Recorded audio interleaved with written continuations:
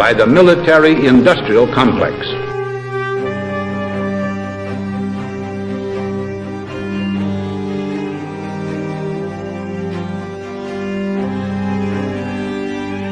It could be seen to move violently forward, violently forward, violently forward. I'm just a patsy.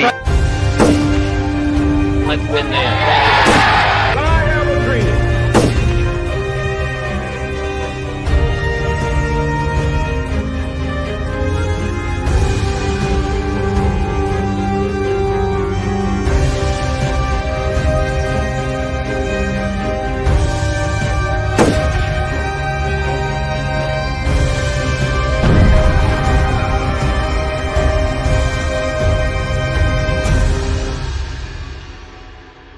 I said this once or twice, but it bears repeating.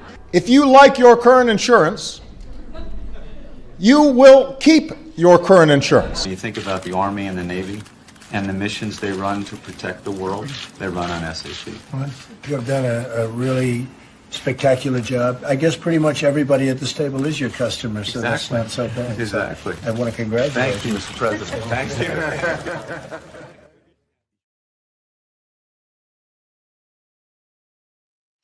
And we're back. Welcome to the Duke Report, a platform that we built to restore reason in an age of manipulation. Here we investigate the systems that shape belief. We study the structures of language, power, and persuasion, what I call epi-war, the war on how we know what we know. Our goal is to Our goal is to deliver tools and understanding that expose these mechanisms and return clarity to the individual mind. From the ashes of the Pacific Palisades fire on January 7th, 2025, we rebuilt this project with purpose to create a resource for thinkers, researchers, and truth seekers. At DukeReportBooks.com, you'll find nearly 1,000 books, each paired with in-depth summaries, podcasts, and explainers. On SoundCloud, over 200 deep dive episodes, I think almost 300 at this point. Expand the conversation. And on YouTube, new short explainers arrive daily. Sharp, focused, and built to inform free thinkers across the world, this work is offered freely, no paywalls, no algorithmic gatekeepers. If you value it, subscribe at thedukereport.substack.com or support directly through buymeacoffee.com/The Duke Report. Your contribution keeps this project alive and independent. The battle for freedom begins in the mind. Strengthen your discernment, question the frame, and live free in truth. And with that, I'm going to start off today by talking about something that very few people, I think, have noticed is going on right now. There's a huge amount of both information and disinformation that is being dumped on people since this Iran thing started. And one of the things that I noticed is that there are some big plays that are going on right now, starting off with something that happened with Melania Trump in the UN last Monday. And practically nobody is talking about it. I haven't seen people are talking about Epstein, they're talking about Iran, they're talking about Israel. But they're not talking about things that are actually being put in place right now that are going to impact the lives of every person on the planet. And specifically, I'm talking about Melania's speech at the UN. So let me bring up the article that I wrote, and we can start to talk about it. There we go. So the article that I posted is called "The Poster Children of Technocracy," and I gave Courtney Turner co-author status on this because I'm basically standing on her giant shoulders in writing this article. And the idea is that on Sunday of last week, so the day before the UN conference, meeting, it was a Security Council meeting, and Melania Trump was the president of the UN Security Council, an unelected position by the First Lady. And she kicked off this this UN Security Council meeting that's ostensibly supposed to be saving the children. And I've created this this piece of art here using AI where Melania is sitting on top of a Trojan horse being dragged by Palestinian children on smartphones, because this is kind of what I think is going on right now. And in any case, I go on to document what happened. But specifically, let me take this off the stage, and I will I'll talk. Second. Wait, and I'll talk directly to you. Actually, that was an accident, but I think that I'm going to go with that. I put together a video using a tool called Simvol, which I'm going to use to explain what happened, and then I think that we can talk. I can talk to the video. So let me bring this up. 6. Melania Trump. I'll have to start it over again. And here we go. On March 2nd, 2026, Melania Trump chaired a UN Security Council meeting, and what was said there deserves a very close look. Children, heads down on their phones, unknowingly pull a Trojan horse through a war zone. A striking image of how humanitarian concern can be used to smuggle in a hidden agenda. Melania openly floated the idea of a single digital nation state, pointing to blockchain payments and AI as proof it's already within reach, before the world's most powerful security forum. Courtney Turner published her essay on parallel governance just one day before the session, and read together, the two documents reveal a coordinated effort to replace constitutional rights with programmable permissions inside a tokenized planetary system. The session opened with a rapid statistical flood. 473 million children in conflict, violations up 25%, sexual violence up 35%. Delivered so fast, it overwhelmed judgment and made rejecting the proposed solution feel like abandoning those children. That number barrage wasn't just emotional. It manufactured urgency, squeezed the decision window, and stripped away the mental space needed to actually examine what was being proposed. Every single speaker followed the same 3-beat script. AI can save children. The digital space threatens them. Therefore, international governance and public-private partnerships are the answer.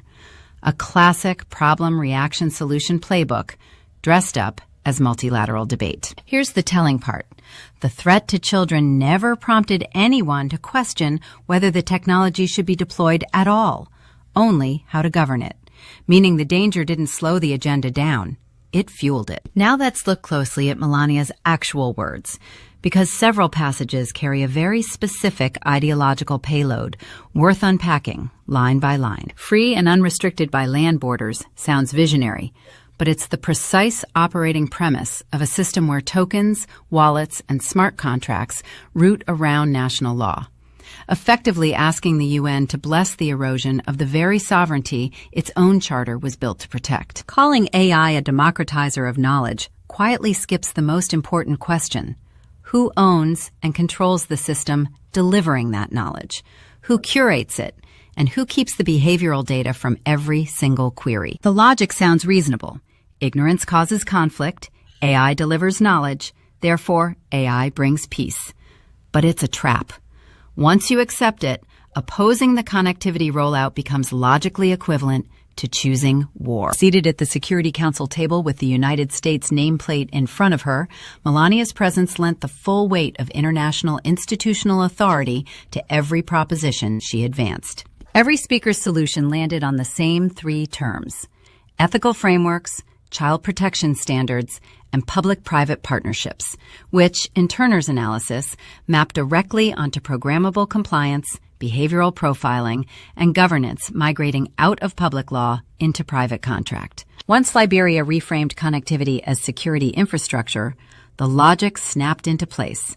The Security Council now has jurisdiction, and anyone resisting the rollout can be cast as a security threat. Melania holds no elected office, yet she presided over the world's highest security body, signaling that this forum is now open to private actors whose authority comes from wealth and association, not from any democratic mandate. The initiative is called Fostering the Future, And the word foster is more precise than it might seem, describing elite actors claiming custodial authority over vulnerable children, shaping how they think, on terms the children and their families have no standing to contest.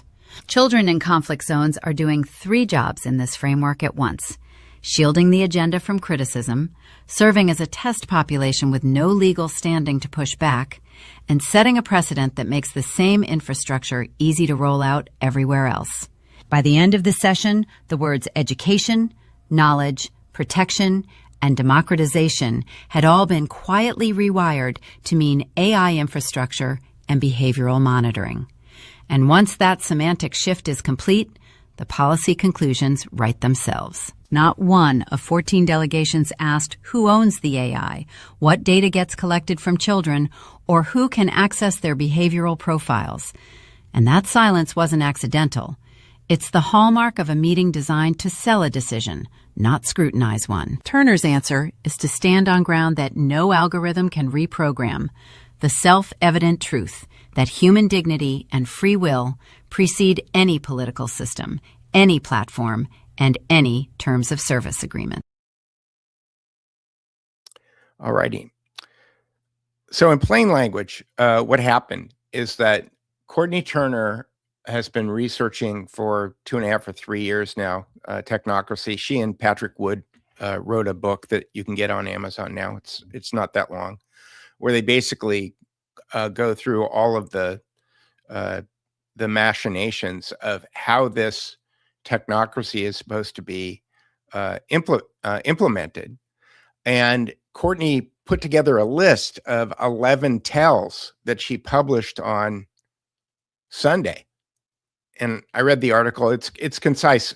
Courtney has a tendency to write really long and detailed pieces, and she's been doing a really good job lately of really kind of streamlining her presentation and making things a lot easier to digest. And so I read it on Sunday, and I turned on Melania on Monday at noon, and I was kind of thunderstruck by how well it matched what Courtney had published the day before. Like, I couldn't believe it. And I went through it. It was a terrible. I'm not gonna trouble you with too much of it. I might play a minute or two of it, but it's a droning, long UN presentation. And the thing that really kind of struck me, and honestly, like, I was sitting in this chair on my computer most of the time, and it was playing on that TV behind me. And my wife producer was sitting over here knitting, being tortured by the UN. And what kind of struck me, and just kind of listening to it in the background, was the formulaic nature of it, in that all 14 of the delegates on the Security Council did different variations of the exact same messaging. They all started off by talking about how AI is going to save the world. Then they followed up by how children are incredibly threatened by and targeted by technology. And thirdly, how in order to be able to roll this out, we have to have control mechanisms in place. So we basically have to have, age verification and basically all this control grid nonsense. And then I started taking a look at what they were saying and then mapping it against Courtney's tells. And she had 11 tells, and I think 6 of them manifested themselves in one in this one session. And so I started thinking, holy cow, they're rolling this out. And so, people are always asking the question, when they start a war, what are they trying to distract you from? And the conventional wisdom is they're trying to distract you from Epstein, that Trump doesn't want you to know about Epstein. And so he's going to go start a war and is going to distract you from looking at Epstein.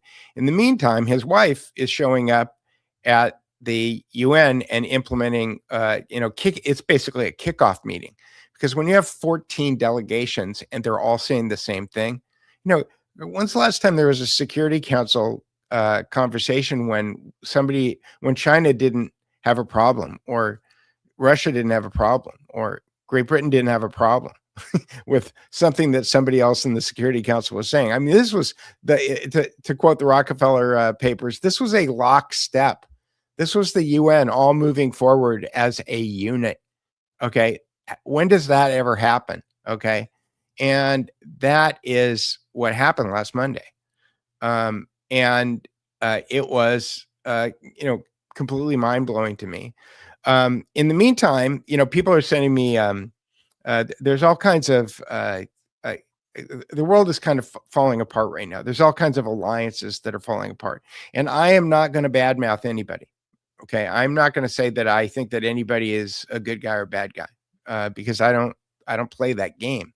You can't play the dialectic game. But I think there's a lot of people out right now who are wrong. And I think that they're wrong for a variety of reasons. I don't think they're wrong because they're evil. I think that they're wrong because they haven't done as much research as I have. Okay. And they haven't been able to connect dots the way that I've connected them. Specifically, I think that people who are blaming Israel, who are or blaming the CIA, okay, without looking at the City of London, okay, are missing part of the equation. That I also think that if you're blaming the City of London without looking at Freemasonry, then you're missing part of the equation. There's some people, Candace Owens is very good at pointing the finger at Freemasons. She doesn't really talk a lot about where the Freemasons come from. I don't know that she's done that research, so I'm not sure that she knows. Okay. And likewise, there's a lot of people, people were sending me clips from Promethean Action. I don't pay a lot of attention to Promethean Action. They say a lot of things I want to believe. Okay. It's like the Chris Carter poster in X-Files. I want to believe what they're saying. They think that, this takedown of Iran is going to end the City of London hegemony on the world, and it'll rebuild the United States and all this other stuff. Well, why is Melania Trump showing up at the UN and kicking off Technocracy? Prometheans. Okay. First of all, I don't trust anybody who called themselves Prometheans.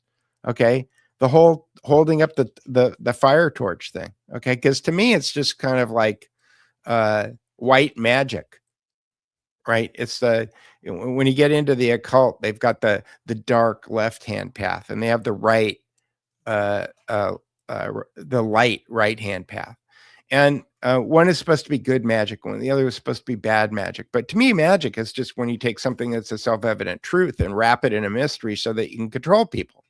Okay, so I don't believe in magic. Okay, I believe that it is a thing, but when people are using it, I don't really believe it.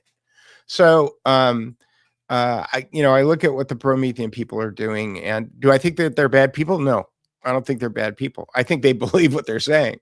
Okay. I think George Webb today, went off on a screed about nuclear weapons and, saving the world for democracy or whatever it is that he was talking about. I believe that George believes that. Okay. I just don't think he's correct. Okay. And,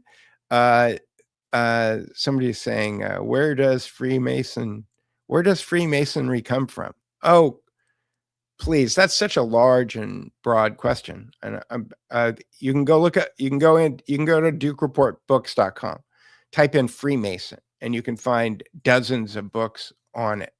You can watch a video that I did with Mrs. Heritage History a few weeks ago, and I'm going to do a follow-up video with her tomorrow. It's not going to be live, but I'm going to do another one tomorrow. I'm also doing James Delingpole tomorrow. So, that's a kind of a ridiculously broad and open question. So I'm not going to go there. In any case, I've digressed. So the Technocracy was kicked off at the UN. And that's the reason that they're putting up all these data centers, whatever the reason is that they're giving you.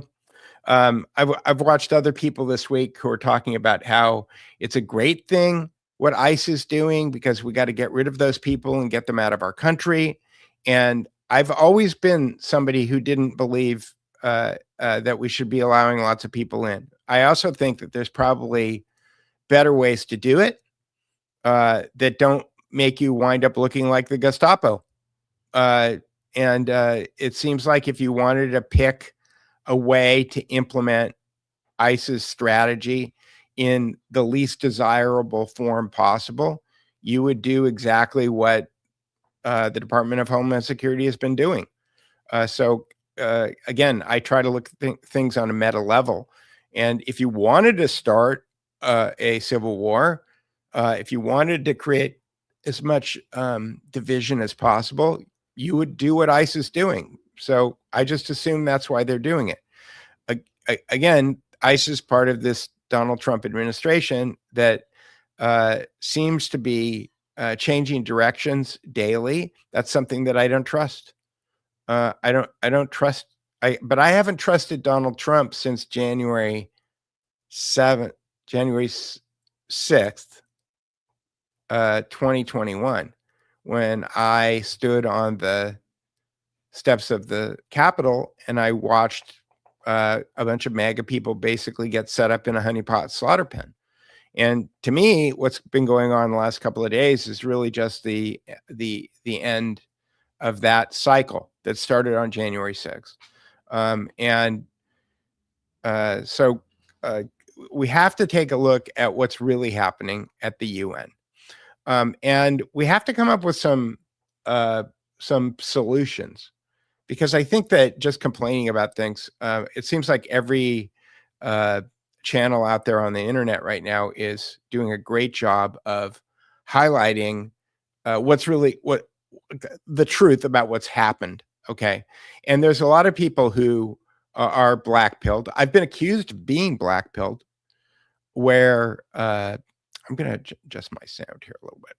I've been accused of being black-pilled, but the truth is I'm not. I'm not at all. And that's because I do believe in Jesus Christ, and I do believe in the lessons that he taught. And when I talk about those things, I'm talking about the epistemological lessons specifically that I've written about. And I wrote a story called Christian Epistemology, which is right here. I'll bring that up. And what I detail in this article is that there is a method, a linguistic method, an epistemological method that Jesus uses in all of his conversations that he has with people in the New Testament. Okay. And I kind of detail all of those things out. And so there is a process, and the process involves logos, which is reasoned discourse. It's what I am using right now in order to communicate with you. And it involves praus, which is translated as meekness in English, but meekness means really controlled strength.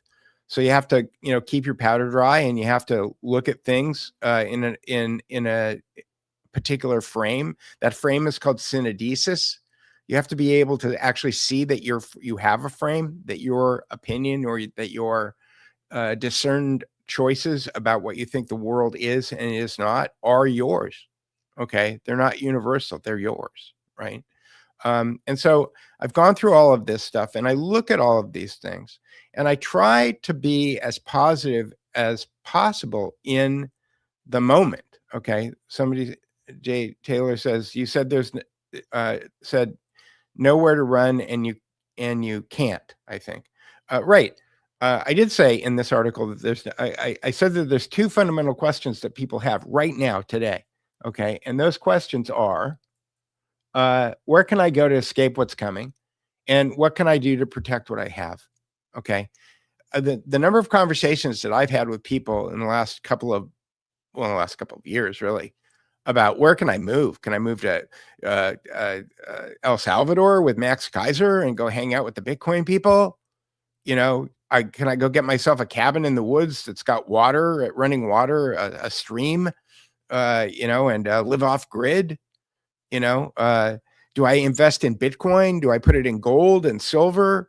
How do I put piles of cash in a box in my backyard? Like, how do I save what I've got?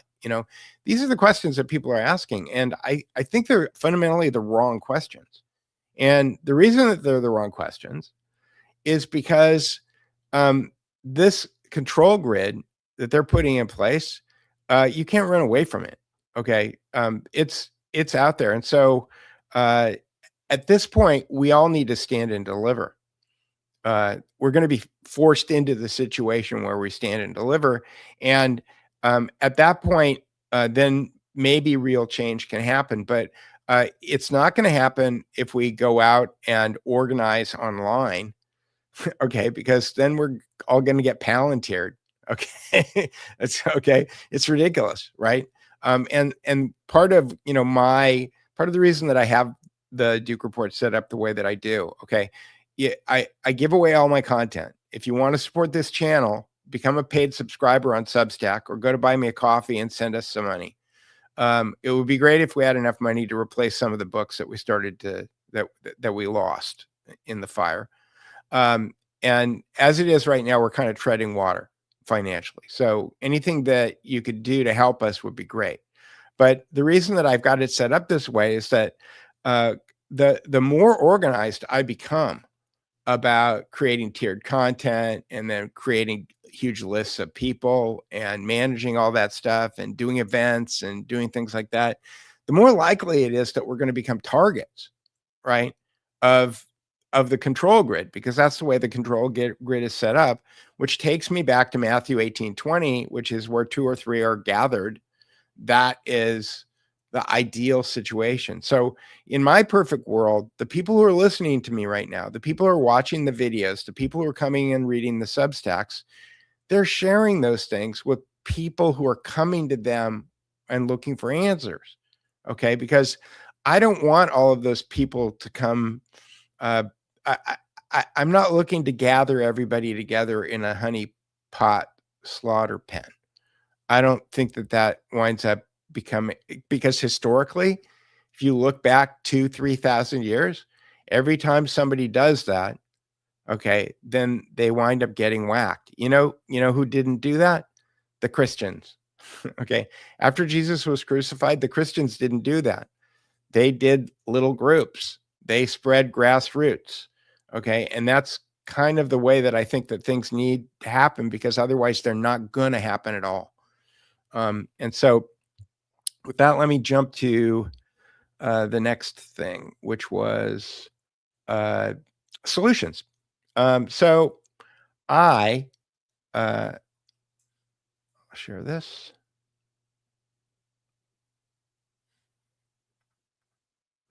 I came up with this idea. And I came up with this idea a long time ago. So as many of you know, I've been in the technology business for most of my career. I was a fashion photographer for like 15 years, but for the last 20 or 25 years, I've been doing technology.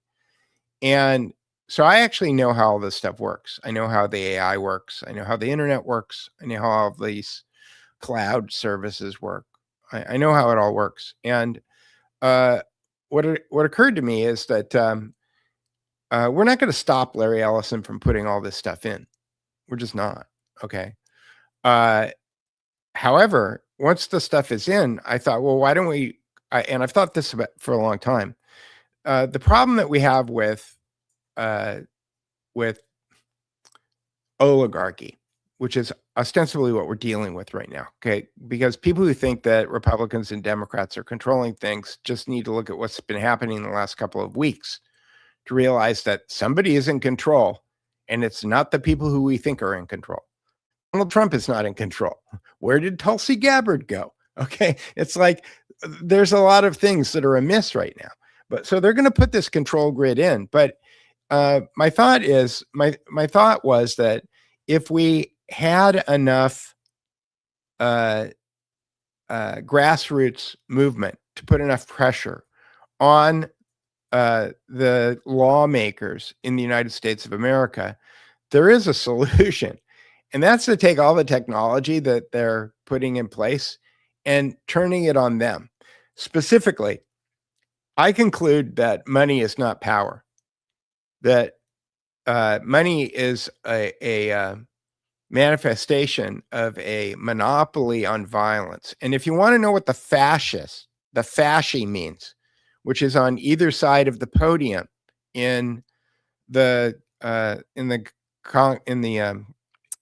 congressional chamber behind the speaker's podium, the symbol of the fasci means a monopoly on power.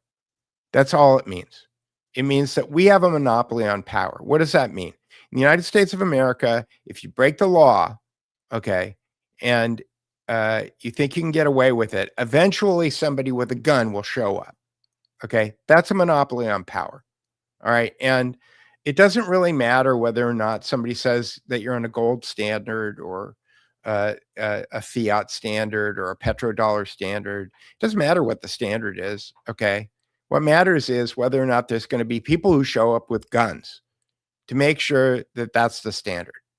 And so that's the first idea. And the second idea is that the way that the world is controlled is through information, what you can know and what you can't know. Okay, because if you can control, if you have a monopoly on violence, and if you have, and you can control what people believe by virtue of controlling what they know, then you've got a pretty tight control over everything. And that's what I think that we're dealing with right now. We're dealing with people who control the violence, have a monopoly on violence. And all you have to do is look at Gaza and Iran right now. Okay. There's a monopoly on violence. Okay. It's right there. That's a monopoly on violence. And then what we know, we're in this complete fog of war situation right now. I mean, I've got people who I really respect, and I think that they are very smart people who are posting pictures that are complete fake AI pictures of U.S. generals being marched into Iranian prison camps and stuff. And it's like, no, I don't think that's happening. I do think that there's a lot of things getting blown up. I do think there's a lot of people dying. I think those things are absolutely true. But I think that a lot of the stories that we're being told about why and how those things are happening are completely false. And so I came up with this thought experiment of taking all of the infrastructure that's being put in and then turning it around on them. And what it requires is a new amendment that I'm calling the 28th Amendment. And the 28th Amendment fundamentally does a few things. One of the things that it does is it creates a specific class of people who the Fifth Amendment does not apply to. And those are people who are in power. Because my assumption is that there was a fundamental piece missing in the Constitution, which is accountability for people who are in power. It's missing, right? And so my thought was that we need to recategorize people who are in power. So if you're in elected office, if you're a president or a senator or a congressman, if you're a judge on the Supreme Court, okay, or if you are the CEO, board member, or majority stockholder in any of the top, pick a number, 2,000, 10,000 corporations in the world, you've got a different level of accountability. Okay, you don't have the same kind of liberty, okay, that a normal citizen has, because you've got a lot of responsibility. The lives of many millions of people are depending on the decisions that you make. And so you need to have skin in the game. And if you don't have skin in the game, then you can't be a leader. And the reason that this is still completely constitutional is because there is no constitutional stipulation that requires anyone to become an elected official. There is no stipulation that requires anyone to become the CEO of a Fortune 500 company. Okay, that's a completely voluntary thing. And if you want to do that, that's great. Okay, but there's going to be some reckoning that is going to be attached to that. So with that, I have another one of these little symbol videos that I put together where I explain what the 28th Amendment is and how it works. And just to like scaffold this for you, Courtney Turner put together in her article a great rundown of how the control grid is going to be implemented. The following day, Melania Trump introduced that idea at the UN. 2 days later, Peter Duke wrote an article explaining how Melania Trump was introducing the things that Courtney Turner wrote about a day earlier. And then with the help of some large language models, Peter Duke puzzled out a solution that I'm calling the 28th Amendment. And here's a little rundown on it and how that works. Oligarchy isn't a money problem. It's a power problem, rooted in who owns productive assets and through what hidden structures that control is exercised. Monetary policy manages currency, but it has never touched the real source of oligarchic power, because power is ultimately a monopoly on violence and knowledge, not a function of money supply. The Federal Reserve Act of 1913 took charge of currency while deliberately leaving asset ownership in the shadows. And for 113 years, the question of who truly controls what has stayed hidden behind layers of holding structures. The real solution has two equal parts: transparency that traces ownership all the way to actual human beings in real time, and accountability that makes breaking public commitments genuinely costly. Now let's look at the parallel governance stack. 5 interconnected layers of control being deployed globally, brought into sharp focus by the March 2026 UN Security Council session chaired by Melania Trump. The stack's first 3 layers branch from a single root: a wallet that fuses identity and payments into one access point, token-gated entry that requires verifiable credentials, and a reputation score that follows you across every border and platform. The final 2 layers complete the picture: programmable compliance that enforces rules through code instead of courts, and sensing loops that feed ambient behavioral data into real-time assessments of risk and trust. Picture a multi-story building where control flows straight down. Sensing loops at the top, then programmable compliance, reputation scoring, and token-gated access all the way down to the wallet at the base where the individual stands, with a single red arrow pressing through every level. This stack isn't theoretical.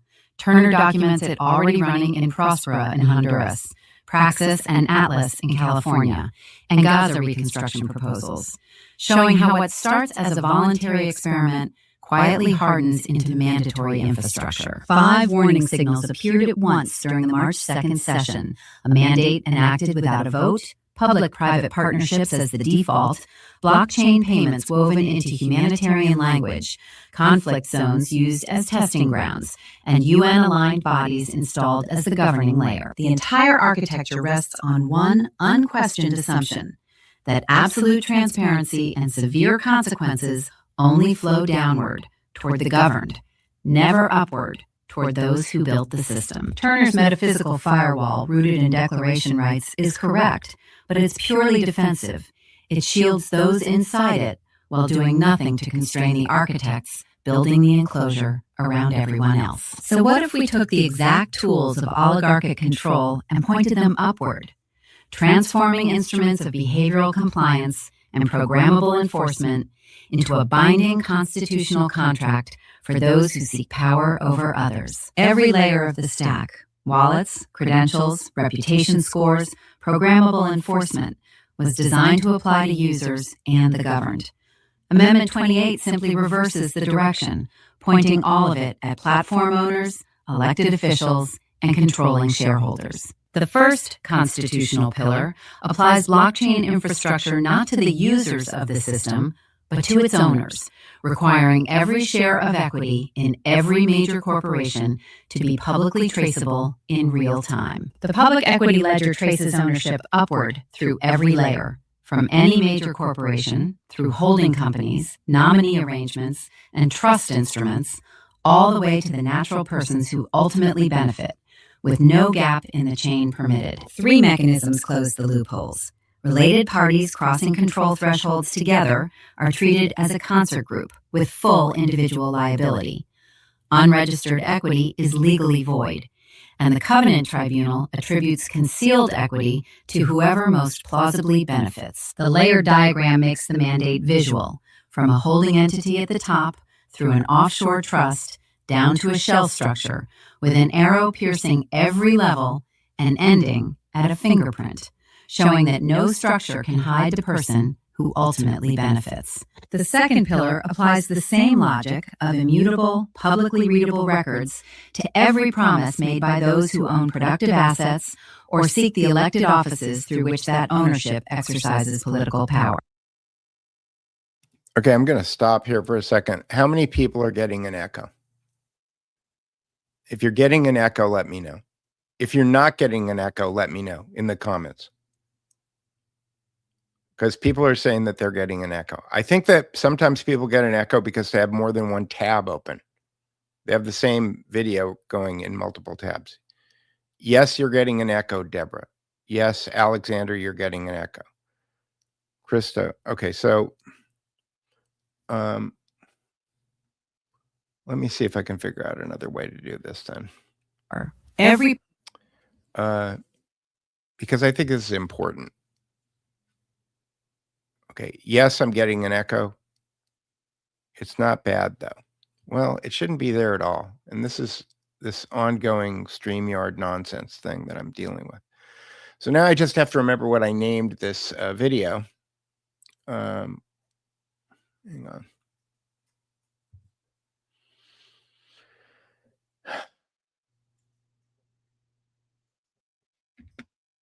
Give me a second, folks. I apologize. I'm still dealing with the technology. Sometimes I do this and it works, and sometimes I do it and it doesn't work. Xanadu Zimbo says that it is tolerable. All right, let me go to my... I have to remember where I put the video. I wish there was, maybe there's a way for me to just download it from the internet.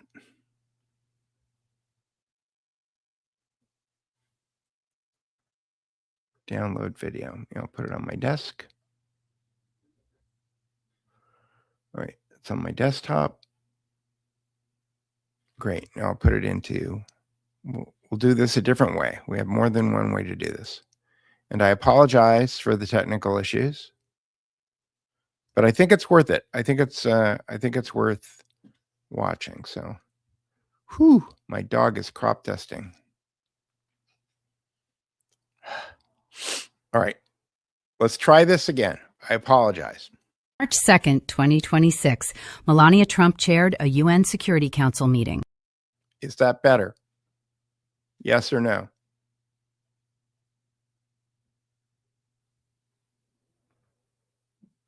Yes or no? Is that better? You're not playing it. All right. Clear. What was said there deserves a very close look. Children, heads down on their phones, unknowingly pull a Trojan horse through a war zone. A striking image of how humanitarian concern can be used to smuggle in a hidden agenda. Melania openly floated the idea of a single digital nation state, pointing to blockchain payments and AI as proof it's already within reach.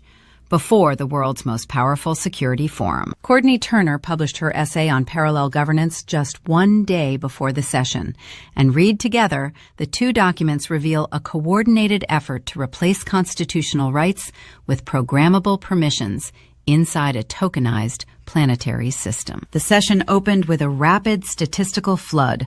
473 million children in conflict, violations up 25%, sexual violence up 35%, delivered so fast it overwhelmed judgment and made rejecting the proposed solution feel like abandoning those children. That number barrage wasn't just emotional.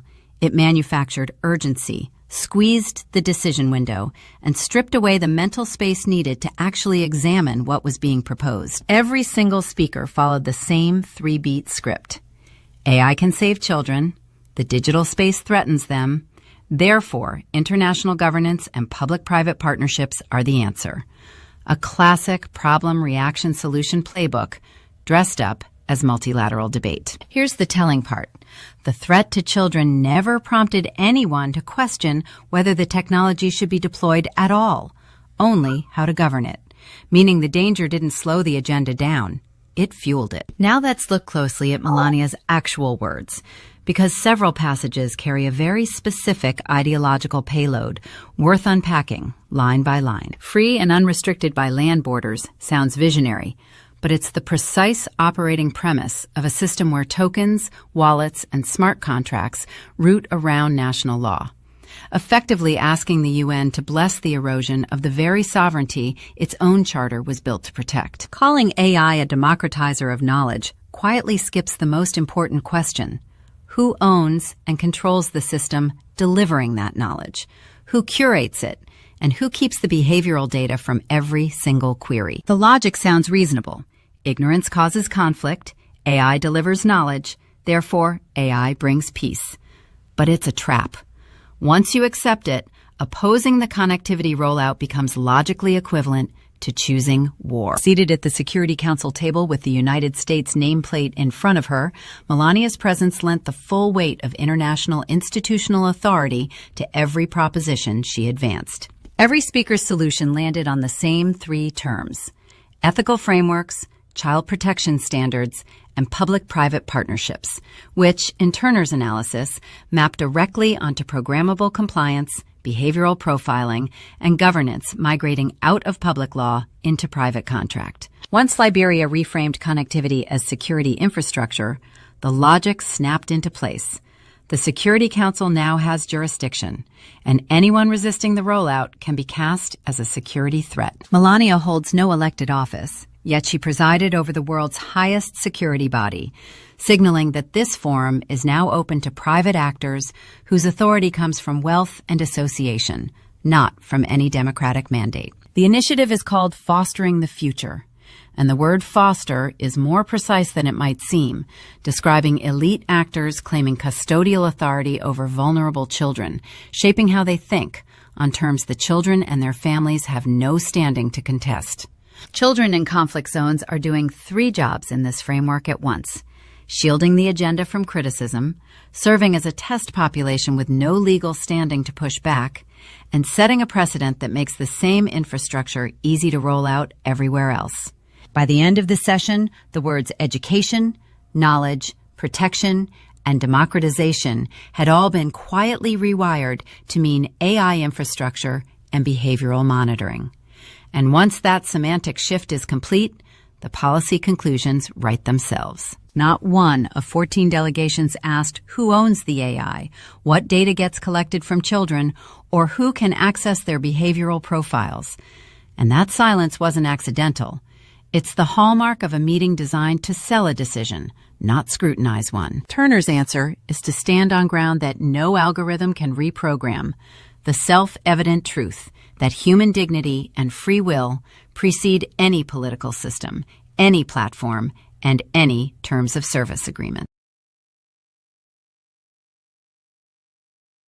All right. So there is the setup for the inversion. But that's not the 28th Amendment. And I think that what I'll do is I'll go to some questions. First of all, if you are still getting an echo, these videos are on Substack. If you go to thedukereport.substack.com, click on the article and click on the video, you can play the video.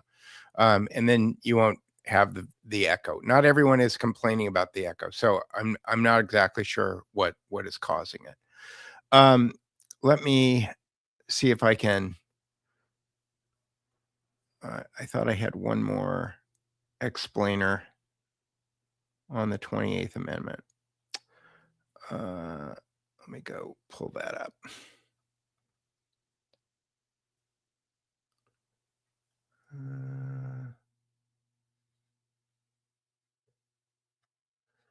I can't see over there. I have to bring it over here.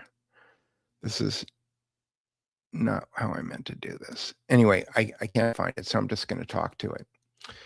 So the big idea on the 28th, there's three big parts of the 28th Amendment, and I'll bring the article back up, and then we can look at it together. Here we go. So there's three big parts on the 28th Amendment. One is what I call public equity ledger. The public equity ledger is using blockchain to define the ownership of every corporation, the stock of every corporation, public or private, period. Okay. So if you can put every transaction for every human being on the blockchain, you can put every piece of stock, which is the ownership of a corporation or a foundation. You can put that on the blockchain too. And you can make it public. And that way you could determine who owns what. So that would be the easiest way in the world to determine who benefits, okay, from the laws and the actions of governments in the world. It'd be really easy to see who the people who are benefiting, because everybody would know who the owners are of the companies or the corporations or the foundations that are benefiting from the decisions that are being made. And one of the things that I thought was really great about this idea is that it's a way of introducing morality. Morality winds up becoming an attribute if you're a leader, because if you're not moral, there's serious consequences. And I'll get to the serious consequences in a second. But if you're not moral, if you're not living within a set of boundaries that human beings find to be moral, regardless of what their beliefs are, okay, there's going to be really, really severe consequences. We'll get to that in a second. So the first is the public equity ledger. And part of the public equity ledger is something that I call a concert group. So one of the ways that the oligarchs get around having anybody know who's in control is that they create shell companies. They create holding companies. They create cutouts. They create instruments that are put together in countries like Panama or in the Caribbean, where the ownership is completely masked by these things called shell companies.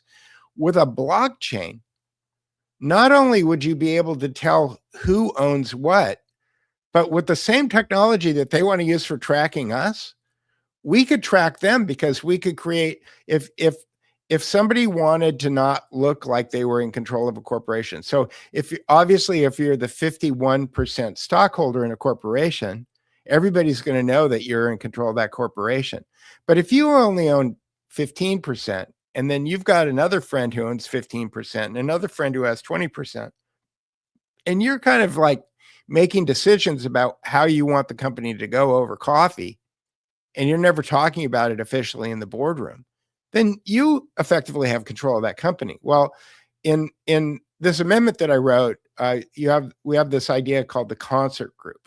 And the concert group is an algorithmic analysis of the blockchain in order to determine whether or not people are working in concert.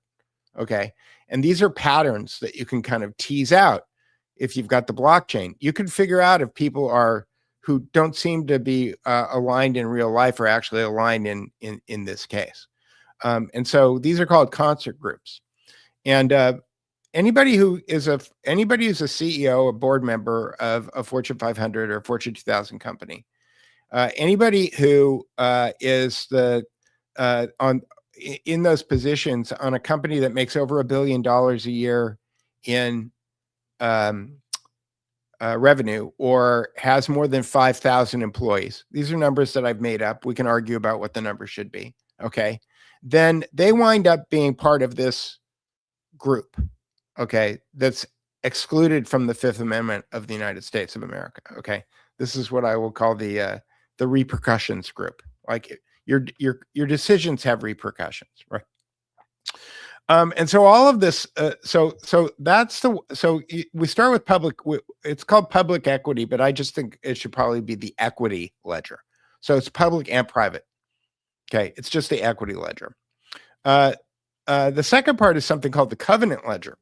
A covenant ledger is a ledger where people's promises are put on the blockchain. Okay. If you're a politician and you're running for office, if you're Donald Trump and you say no wars in the Middle East, okay, that gets put on the blockchain. Okay. And when the day that you get elected, that blockchain gets locked. Okay. As far as these were the promises that you made in order to get elected. All right. When a Fortune 500 CEO has his quarterly meetings, okay, and they talk about what those things are, what the things a corporation are going to do and what their motivations for doing them are, those things all go on the blockchain. Okay. They go on the blockchain, and then they will be held accountable for their own promises to the stockholders, to the people who they made promises to. Okay. And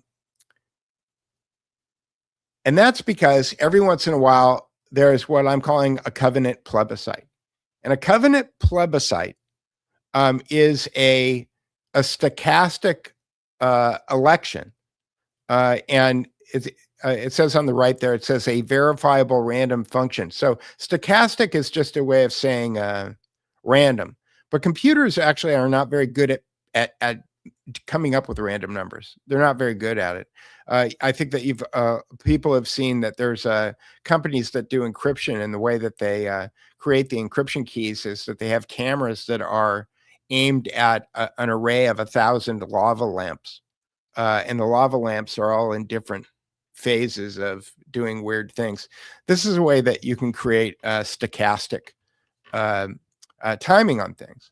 And the idea is that if the elected officials or the people who are the heads of the Fortune 500 companies are subject to a plebiscite, where there's only one of two questions asked. There's one question asked, and it's only got one of two answers. Did this person keep their promise, or did they not keep their promise? Okay. And the plebiscite happens for 72 hours. And at the end of the 72 hours, the votes are tallied, and there is an instant judgment of what happens. And so there's no planning. There's no way. One of the things that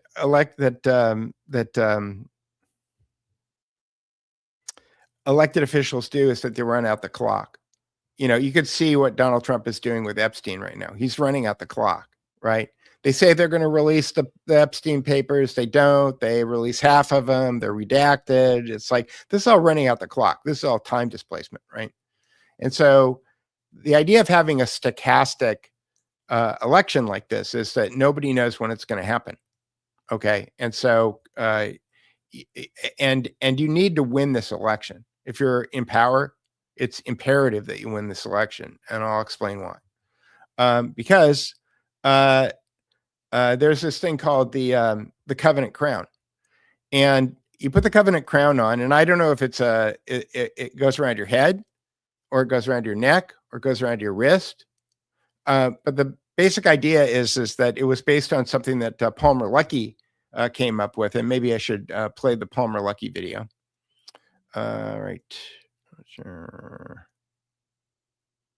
And here, we'll play this Palmer Luckey video. And I apologize if you haven't. The VROG and founder of Oculus turned weapon and defense contractor Palmer Luckey has created a murderous hardware mod for the MetaQuest Pro. Luckey was inspired by the fictional Nerve Gear headset found in the Japanese novel/anime Sword Art Online, in which the characters are playing a real-life online role-playing game where if they die in the virtual game, well, you guessed it, they die in real life. Luckey shared his prototype creation on his blog, stating, "The idea of tying your real life to your virtual avatar has always fascinated me. You instantly raise the stakes to the maximum level and force people to fundamentally rethink how they interact with the virtual world and the players inside it."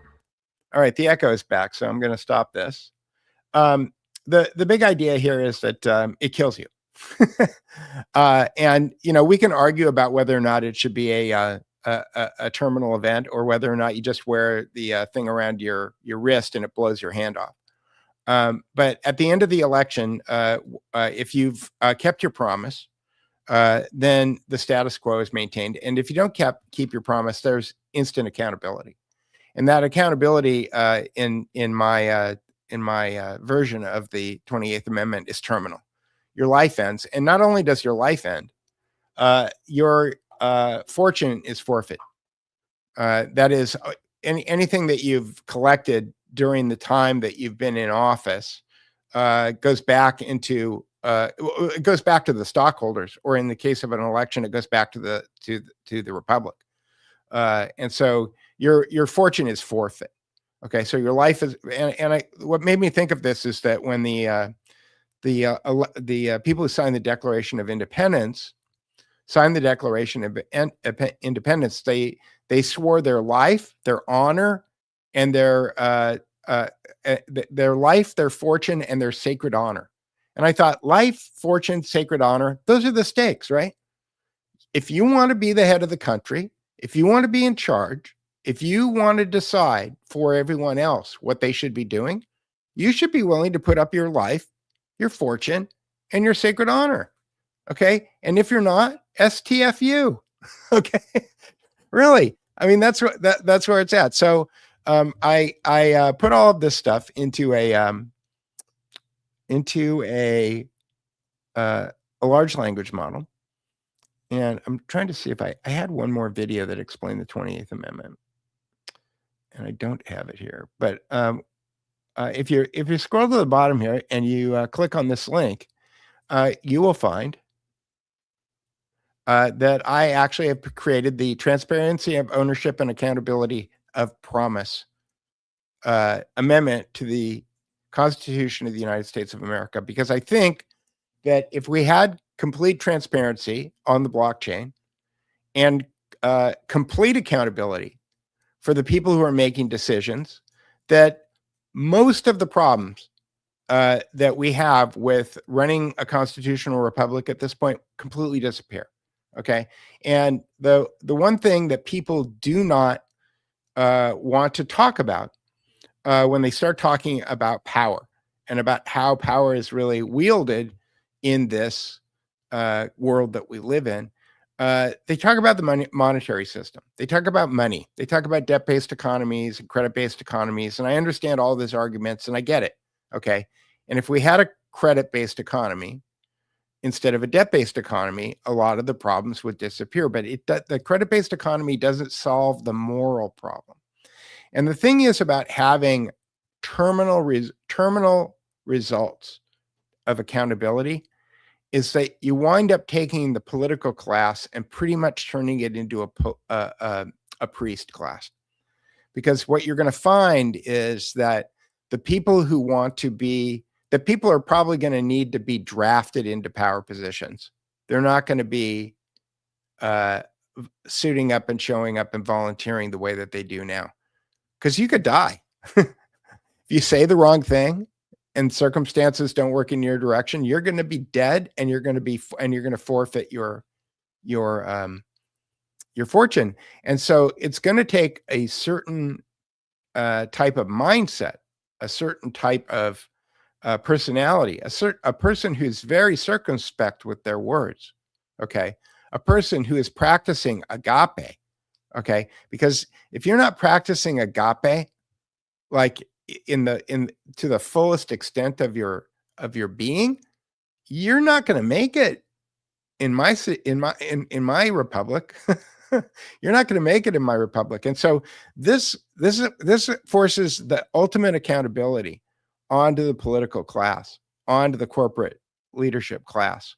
And I think that what you wind up doing is that you wind up creating a moral society. And they can call it Darwinian evolution because it definitely is survival of the fittest. Okay.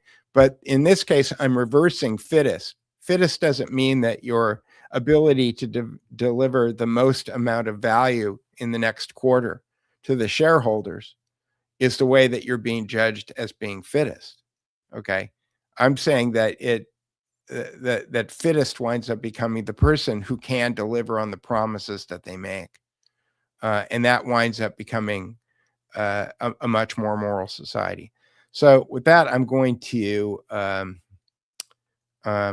somebody said, JT Taylor says, specifically thinking of Themistocles, whose political rivals had him exiled. Yeah, one of the things that I was thinking, again, we can argue about what the terminal results should be, whether or not it should be a death sentence or not. I mean, I like the idea of putting people who lose on an island and forcing them to survive in real life. And perhaps that will be Mark Burnett's penance for the evil that he's done on this planet. Anyway, I'm going to go to the, let's go to the questions, and then we will, and I apologize about the echoes today.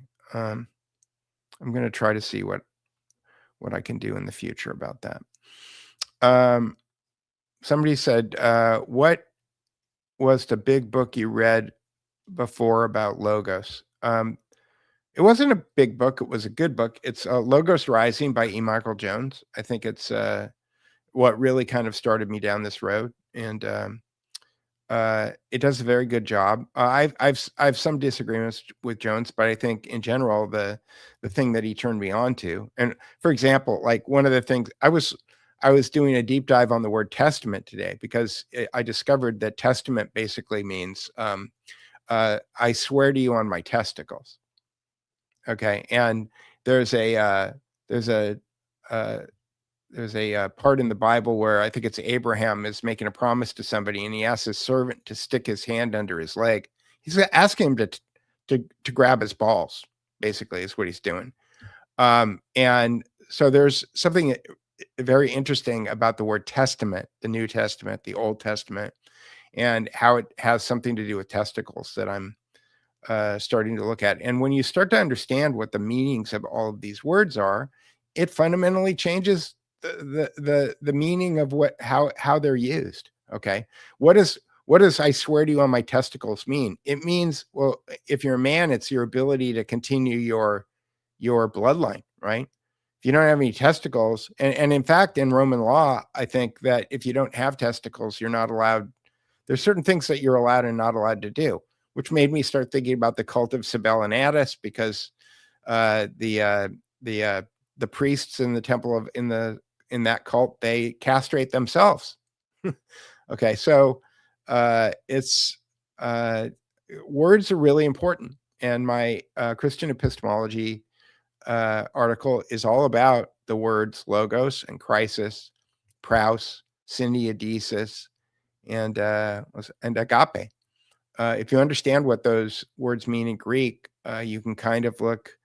You can read between the lines in the Bible, and it's not Bible codes, and it's not like a gematria or any of that stuff. But if you understand that Jesus is Logos incarnate, and whenever Jesus is saying I, or somebody else is saying he about Jesus, if you understand that he is Logos incarnate, so you can't swap the noun Jesus for the process Logos, which is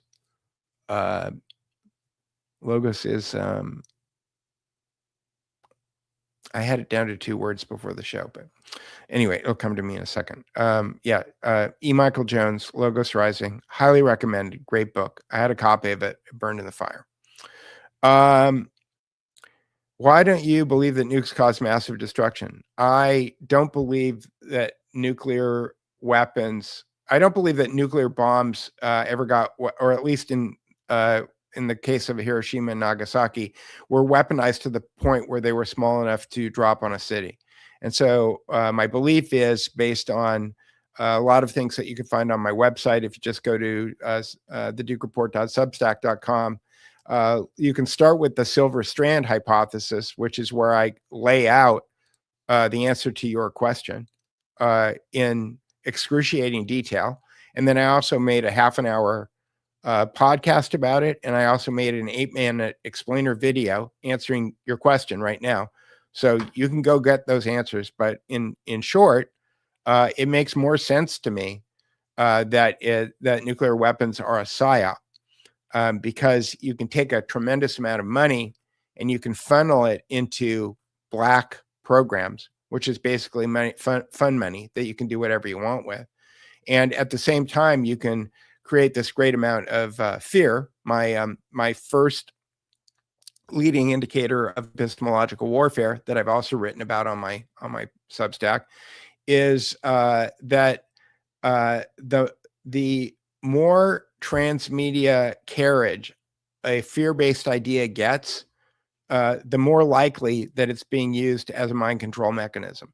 And so if you look at nuclear war, nuclear annihilation, starting with my, third grade drop drills where the teacher would say drop to see how many kids could get under their desk in a half a second. Okay. To Dr. Strangelove, to all of the movies and television shows and news specials and books and comic books and blah, blah, blah, blah, blah that have been written about nuclear annihilation. But think about it. Hiroshima and Nagasaki are kind of like the moon landings. Like, they happened once, you weren't there, and they've been used ever since as an excuse for the government to do one thing or another.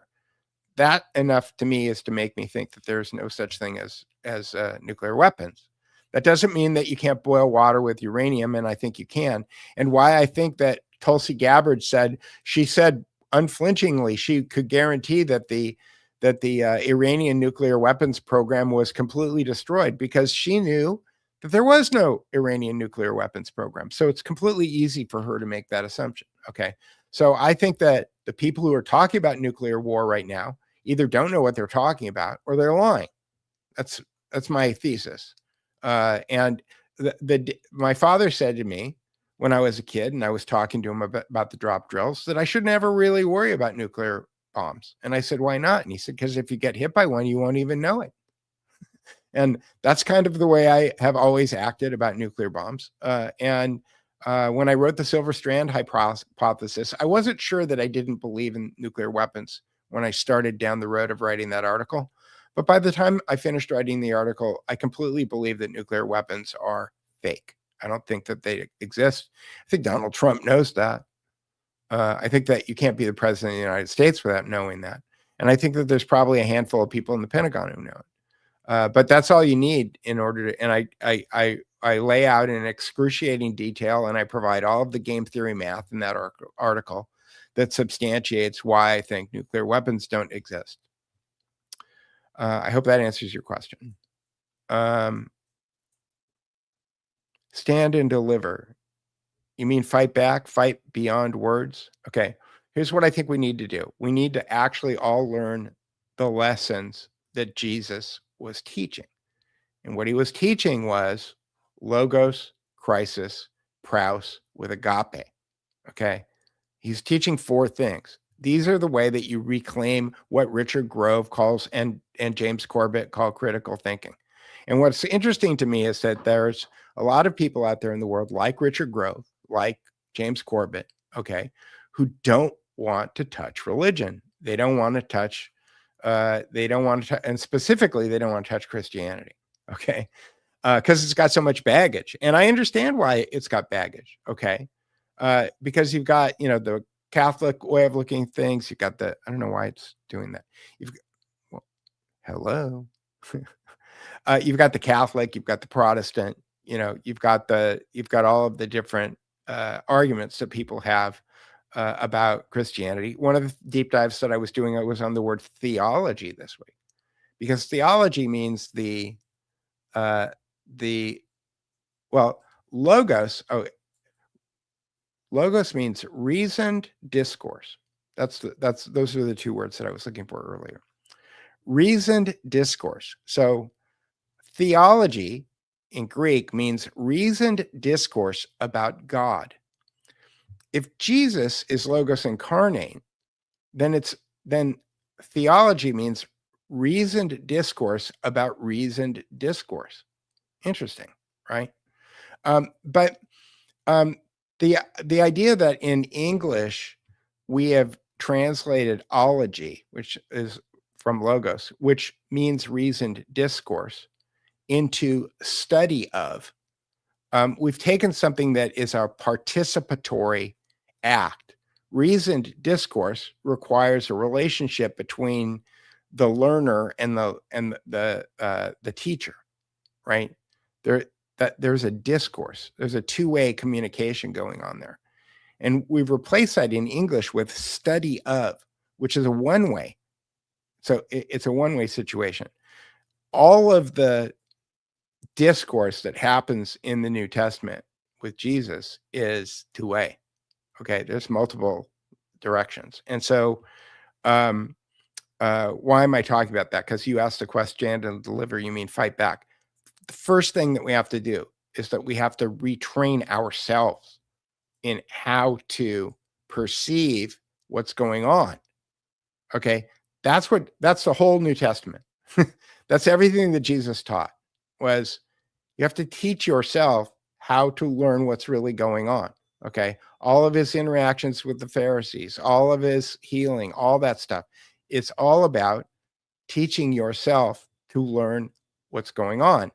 Okay, and put your reality glasses on and to see what's really happening. Okay, that's step one. After we get a critical mass of people who are thinking again, who are using reasoned discourse to determine truth instead of pattern matching, which is what we're doing with the left-right dichotomy. We're looking at it. We're looking for somebody who's wearing a hat or a color or saying something that we agree with, and we're saying we're on that team. Okay, instead of thinking about how that person got to be on that team. That's reasoned discourse. So there's a difference between reasoned discourse and pattern matching. So step one. After step one, then if you get a critical mass of people who are thinking, you can figure out a way to solve the problems of humanity that we're all dealing with right now. But we can't even do that without a critical mass. And by the way, Plato was arguing about the same thing 3,000 years ago. This is not a new idea. Okay, Peter Duke didn't invent this. All right. So the first and foremost is that we need to get people to learn how to think critically, and that requires them to understand the Christian rules of reasoned. What did I say? Reasoned. Somebody will remind me in the chat. Discourse. Reasoned discourse. Okay, we need to learn the blocking and tackling of reasoned discourse. Once we have the blocking and tackling of reasoned discourse, we get to group. We use the Matthew 18:20 formula of where two or three are gathered, and then this thing spreads grassroots. It's got to spread grassroots, or because that's the only way to make it unstoppable. If you gather more than 11 people in a room, you're going to have a problem. That's the meta lesson of the New Testament. So fight beyond words. No, we don't have to fight beyond words. We don't. But we have to get people to understand that the words are the battlefield. Okay, and that's John 1:1. I mean, that's the net of John 1:1. In the beginning was the Logos, and the Logos was with God, and the Logos is God. Right. The fight is words. Reality is defined by words. It is what separates words, and the displacement of time using words are what separate human beings from all the other beings on the planet. I don't know if I answered your question, but let's see. Xanadu said, another key element in the Constitution is who controls the money printing. Yeah, but I think that if you sort out the accountability, the money problem will fix itself.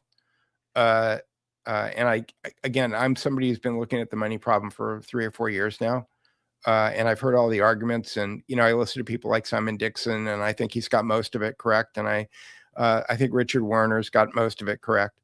There's a lot of people out there who have most of it correct, but at the end of the day, I think that the fasci is the thing that kind of sticks in my psyche, in that it is the symbol for the monopoly of violence. And money is guaranteed by whoever holds the monopoly on violence.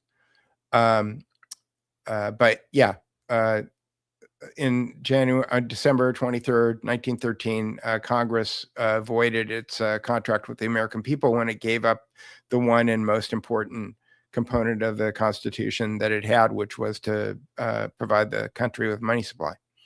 It gave that to the Federal Reserve, which is not federal and is not a reserve. The irony of speech on protecting children while incinerating them in Iran. Yeah, the Melania's speech came like within 48 hours of killing 100 and something girls in Iran. Like it's and not one person on the Security Council, 14 countries, not one of them mentioned it. Not one of them. Somebody did mention the statistic that there were over 2,400 schools that were attacked. I think the year that they were talking about was in 2024. But there was no mention of the fact that the United States had just obliterated a school the day before. So that was ironic. Xanadu also says, explain why you would think voting would be efficacious. That's a good question. You now think, because there's skin in the game. Because it becomes this. Okay. Okay. Voting without skin in the game is polling. You know, I think there needs to be skin in the game. And somebody was mentioning that, I don't know, somebody else was talking about skin in the game. Yeah, I think you have to have skin in the game. If you don't have skin in the game, then voting is fake. But if you got skin in the game, if somebody's life is on the line, I think you could add some reality back into it. But at this moment, I don't think that voting is real. And there are, if I go back to this too, there's a lot of unanswered questions that I had that I've listed at the bottom of this document, because I think that there is different groups of people, the people who write the code, the people who are the donors to the political candidates. There's a lot of other people that need to be considered that are part of how a democracy works, that are not specifically covered in this amendment yet. And in the way that I've written it, I've given Congress 2 years to figure it out.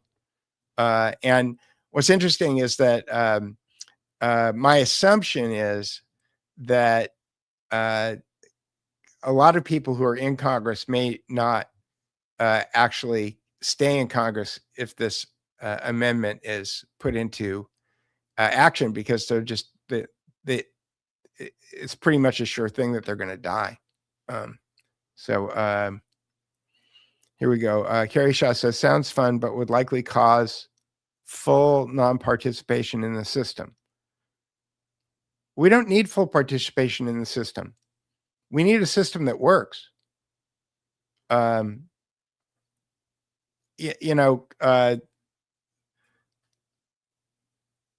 There's a lot of people who thought that having 535 people in Washington would be enough people to control the country. And in fact, the reason that the Congress doesn't have more than people, the Congress, if you look at the Constitution and the way that it's laid out, Congress should probably have like 2,400 people in it at this point.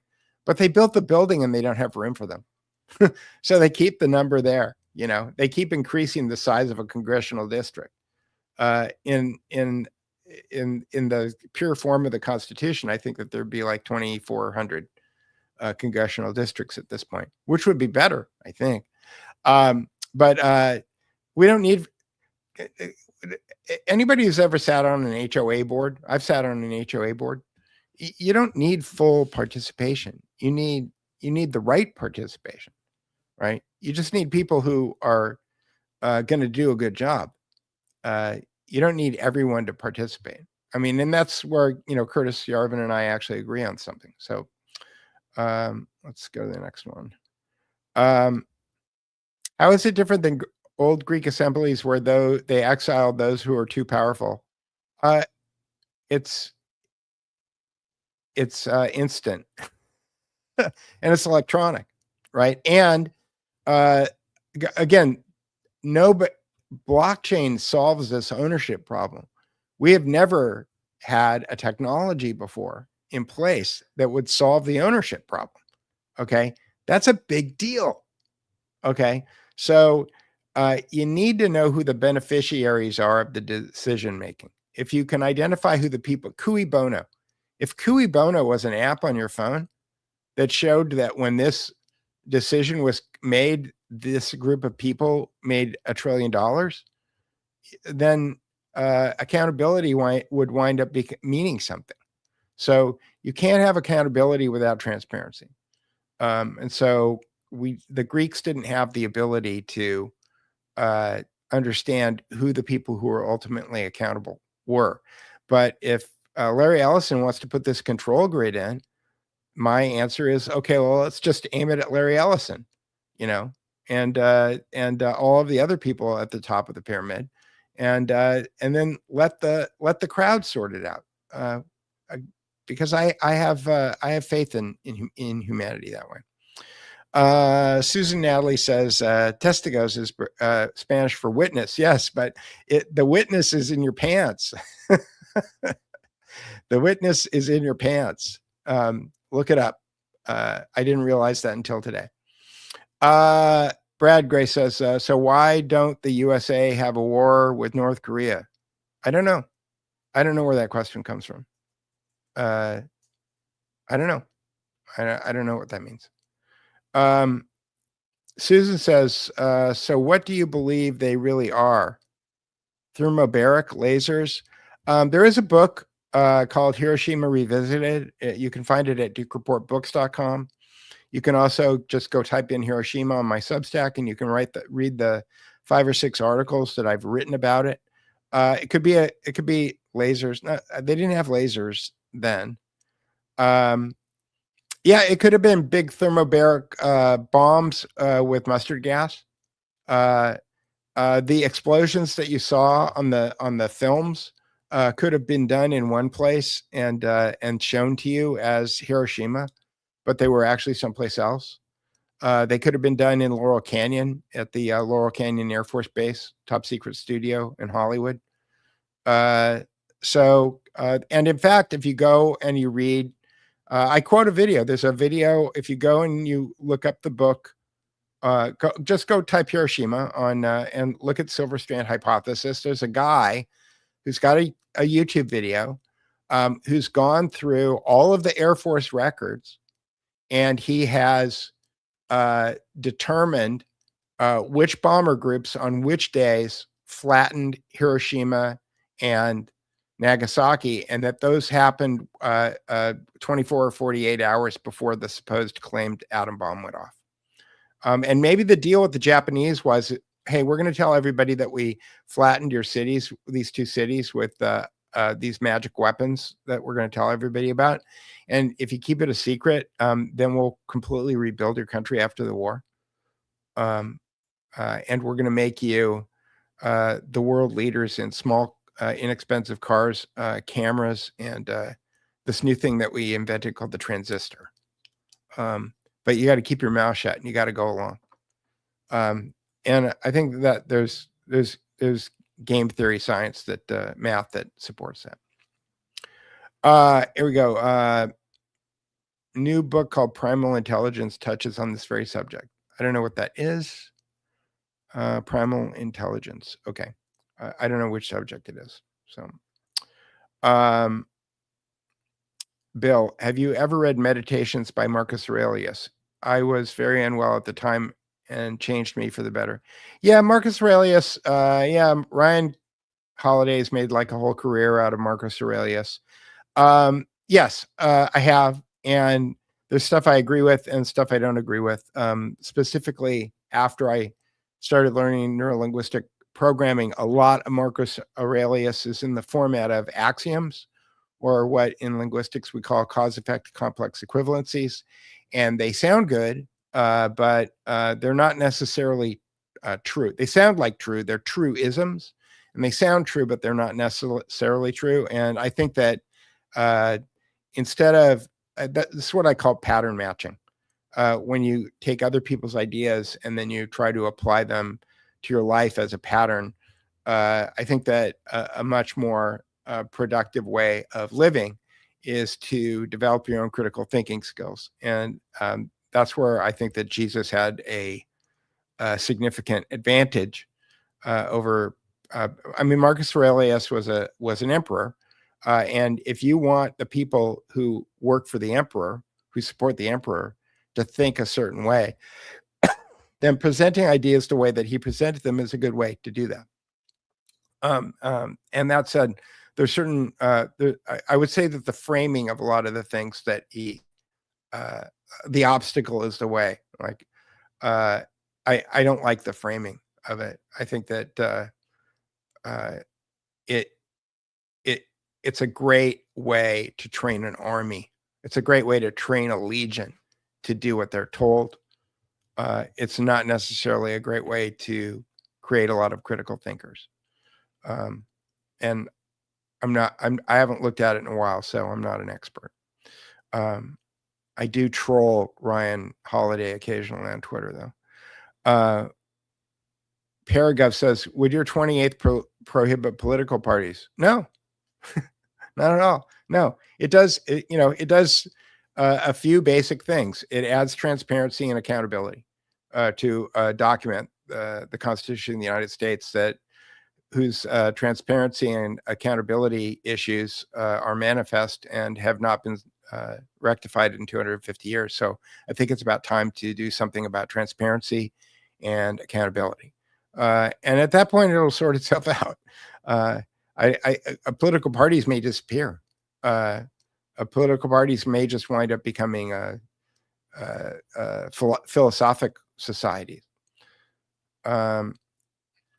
Bill says, I believe logos is described by the Stoics. I'd love your view. Again, Stoics, somebody talked about Marcus Aurelius. Again, the problem that I have with Stoicism is that the linguistic format of many of the Stoic truisms are framed as cause-effect complex equivalencies. And they are meant to be swallowed whole. There are ideas that are meant to be swallowed whole. That's what I mean by pattern matching. And people who do that can live a great, productive, meaningful life as a well-tuned slave, but it isn't necessarily a replace. It's not a good replacement for thinking critically. And I think that thinking critically, which again, my Christian frame is logos, praus, crisis, agape. Okay, you apply those. You put logos on the cross of discernment. Okay, it's not harder than that. The great thing about the Christian formula is that you don't have to remember that much. Okay, you don't have to go. Any of these, Ethical Skeptic has a great website, which is where he lists the 3,000 logical and scientific fallacies. Okay, what's easier to remember? 3,000 logical fallacies, or 500 rules in the Stoics. Okay, or logos, crisis, agape. Logos, crisis, praus, agape. 4 things. Okay, that's it. You only have to remember 4 things.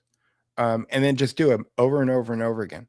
Okay, Christianity is really easy when you break it down that way. It's a really simple solution. If you understand that logos is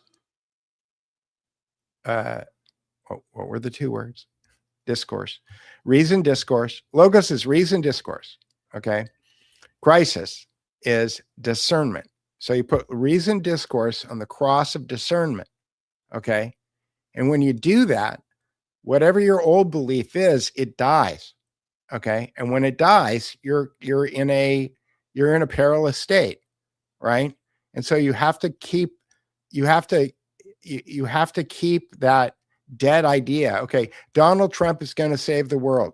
Donald Trump is not going to save the world. The idea Donald Trump is going to save the world dies. Okay. And then you need to use praus, which is reserve strength, in order to keep your critical thinking skills aware long enough to be able to figure out what the new idea that will be resurrected and reborn that will replace that new idea, that old idea that Donald Trump is going to save the world. Okay, so death, resurrection, and rebirth is a real thing. It happens all the time. Okay, and it is mediated by logos, crisis, praus, agape. Okay, so Donald Trump is going to save the world. Oops, that dies. Okay, what's going to happen? I don't know. I'm going to use praus. I'm going to use my reserve strength in order to continue to use reason, discourse, and discernment to discover what the new scenario is going to be. And at that point, the old dead Donald Trump is going to save the world idea is resurrected and reborn as a new idea. Okay. And then the whole thing is christened. All right. When you go through that whole cycle, you're christened. That's the, and so this is a long way of my answering the question that you can go read Marcus Aurelius and memorize a bunch of stuff. You can go and try to live it. You can go memorize 3,000 logical and scientific fallacies and then try to play gotcha with people when they're having conversations with you. Or you can just use the Christian method, which is a lot simpler and straightforward. And by the way, you have it. You know, that's the kingdom of God is within you. You have it already. You have it right now. If you didn't understand what logos was, you wouldn't be able to hear what I'm saying, because logos is reasoned discourse. I'm using language. I'm taking my ideas. I'm turning them into words. I'm speaking to a microphone. It's coming out of your speaker. It's going into your ears. Something in you is changing. Some idea that you had dies. It gets resurrected and reborn. Okay, that's a miracle. Like, that's happening all the time. Okay, the paraclete is, you know, me being able to do that. And I'm not calling myself God. Okay. Jonathan Edward Gibson says, I'm curious how 28th devolving power into feudal family dynamics works, where hostages dictate. I don't know what this means. Devolving power, there's a nominalization, into feudal family dynamics works.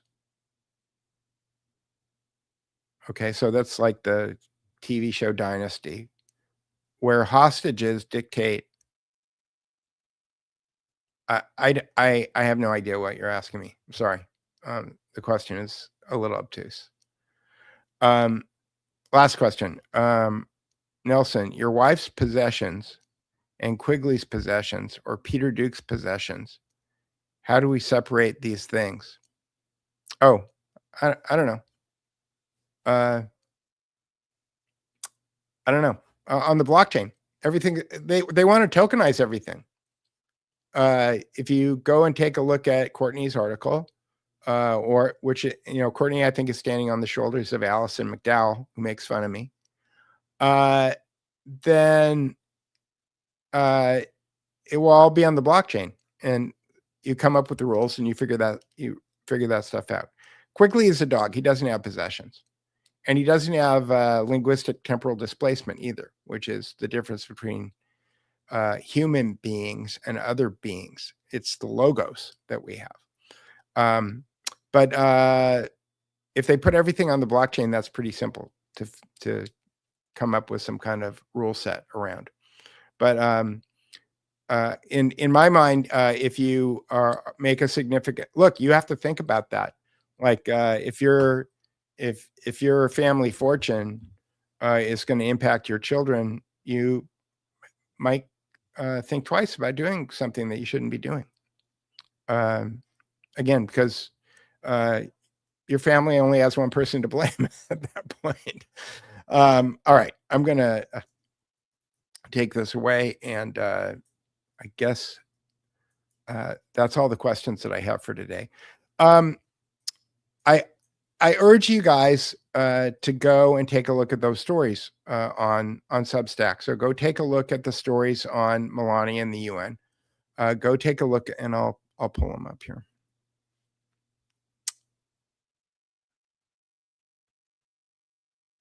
So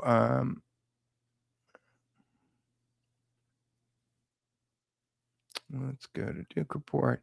If you click on this button on the top right, it says Archive. You can always find a reverse chronological list of whatever the latest stories. So I started this thread kind of with poster children of technocracy. And then if you don't want to read the big long thing and then read the constitutional amendment, you can go to Bots React to the poster children of technocracy, and you'll get a 40-minute podcast where it explains everything that I'm talking about in much more organized way than I just presented it. And then the next story is how to turn oligarchs' own tools into an instrument of accountability, which again is where I list all of these things out. And then once again, I follow it up with a 40-minute podcast on the story that I just wrote, so that you can just listen to the AI bots explain it to you in a much more controlled and deliberate way than I do it. And so those are four different stories about two different topics that you can consume, either, all, both, and get a good idea of what it is that I'm talking about. And then if you want to understand what I'm talking about Christian epistemology, again, I have a story on Christian epistemology, and then I have Bots React to Christian epistemology, which is a 34-minute podcast where it explains what I just talked about. In any case, thanks for joining today. We've been going for an hour and 42 minutes. And like I said earlier, if you want to support this channel, let me get rid of this. If you want to support this channel, if you want me to keep writing these kinds of stories, I've got a ton of books that I've rendered out in Notebook LM.